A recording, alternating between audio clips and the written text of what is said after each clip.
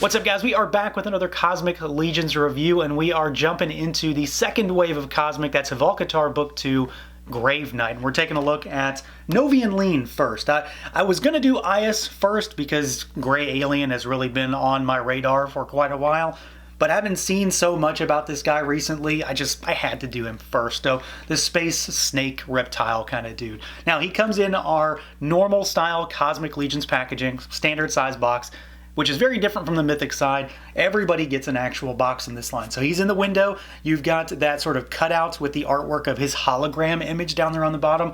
One spine's going to give you a product shot, his faction, as well as his bio. One spine's going to give you the write-up for Hvalkatar Gravenight and a little window. And then the back of the box is going to give you cross-sell with Wave 1, Wave 2, as well as the PowerCon exclusives. So yeah, let's do it. Let's pull them out and take a look. And here we go, out of the package, our Cosmic Legions NOVEUNN LEEN figure. So this guy is, you know, kind of like a space reptile, space snake dude.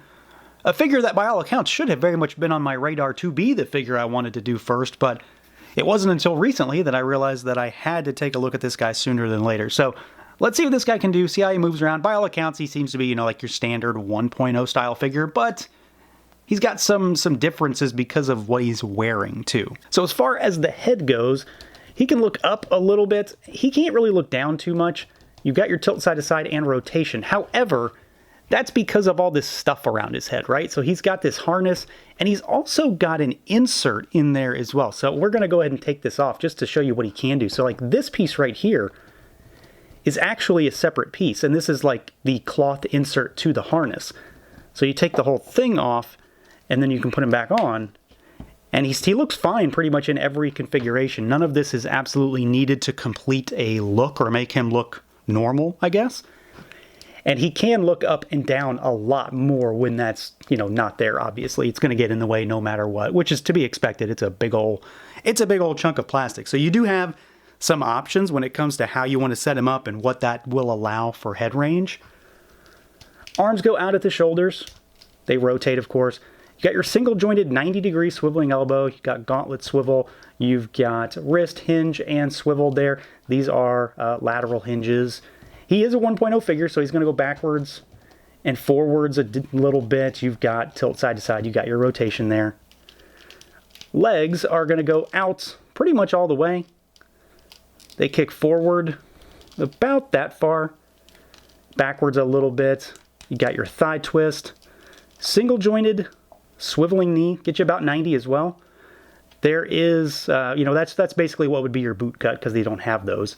You've got swivel at the top of the ankle, a little bit of rocker, and then you've got pretty good hinges down there at those ankles. So very much, you know, a 1.0 figure, although I do feel that the arms on this guy have a little bit more range than what we'd normally be used to on, like, say, the Mythic side.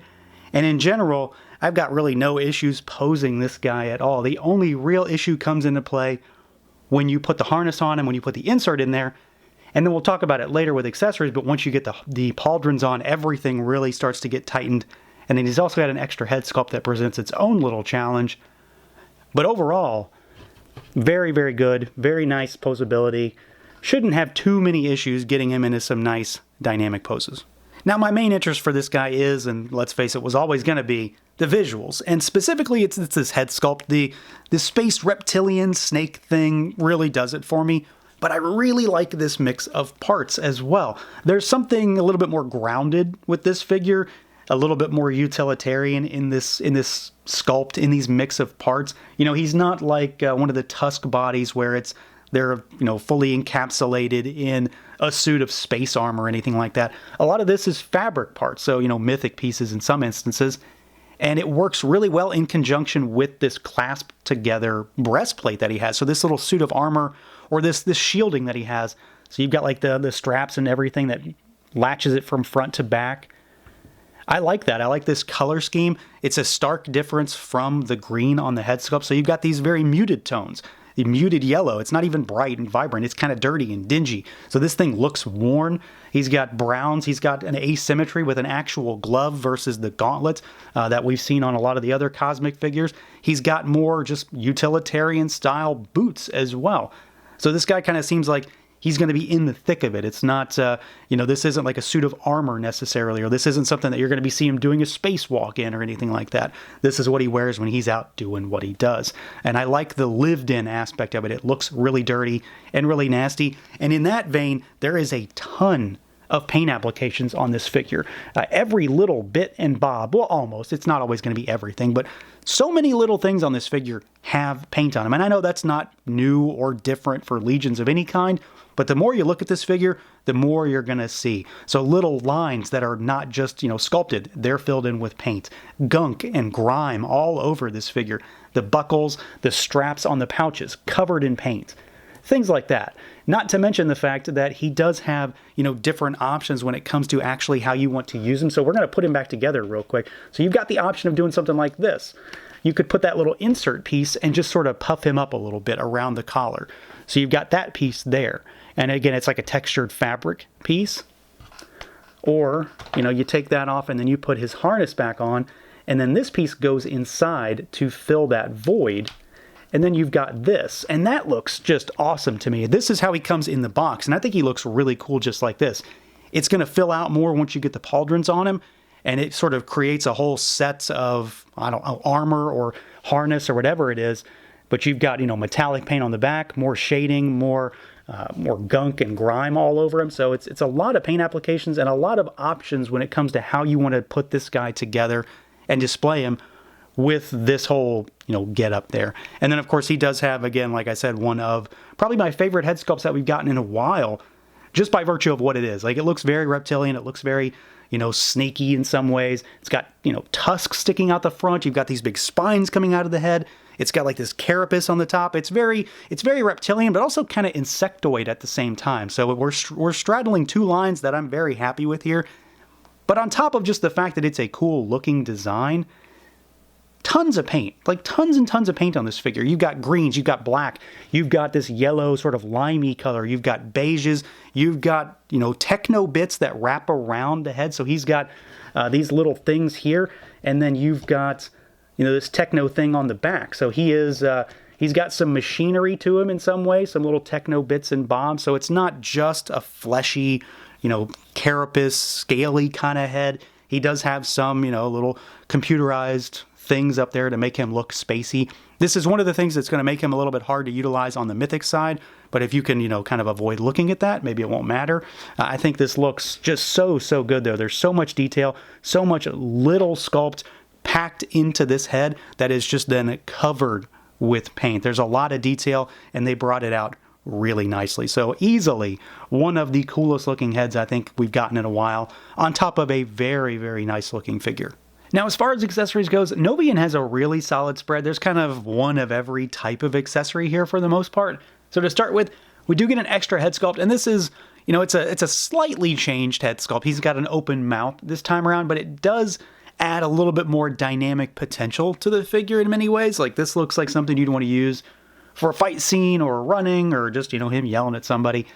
I will say that it does present an issue when it comes to posing, because that open jaw does fill in what little gap there is when he's fully kitted out like this. So when you've got the harness on and you've got that insert in there, it's super tight. There's really not a lot of room to actually move that head around. Now, if you take that stuff off and maybe you don't want to do that, he's going to have a lot more clearance to, rock that head forward and backward and all that stuff. But it does look great. And again, just like the standard default head sculpt, I think this is one of the best heads we've gotten in quite some time. It's tremendous just from top to bottom. There's so much detail and so many different paint applications on this.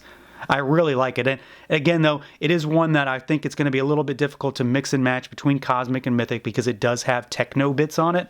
But if you can get away from that, this is a really easy way to make like a Snake Man in Mythic. So that's kind of cool as well.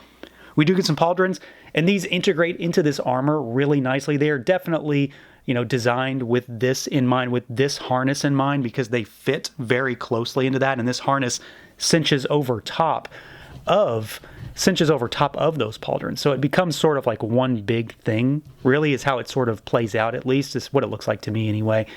And they look good. They're a little bit oversized, not in a negative way. They just sort of seem a little bit bigger than usual.